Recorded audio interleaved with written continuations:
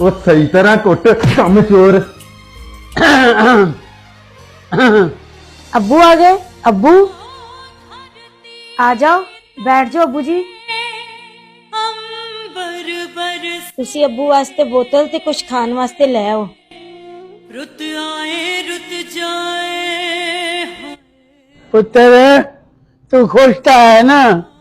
हाँ जी अब्बू जी। पुत्र आ तेरे मुंह ते की होया?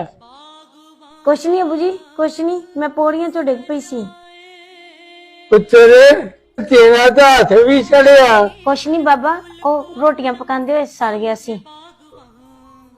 देख पुत्र कोई परेशानी है तो दस मैनू, मैं तेरा प्यो हाँ।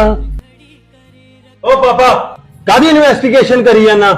जे तू अपनी धी नूं मिलन आना हुंदा ते 1000 दफा आया कर, ते जे करन आया तू एदी इन्वेस्टिगेशन ते ले जा अपनी धी ते चल इत्थों। नहीं पुत्र नहीं, मैं तो कोई ऐसी गल नहीं की थी। जे साडे कोल गलती हो गई ते सानू माफ कर दे।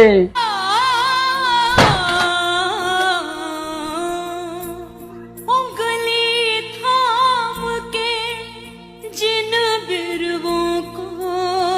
यार हमीद, एक बाप अपनी धी नूं सब कुछ दे सकता, नहीं दे सकता ते चंगे नसीब नहीं दे सकता।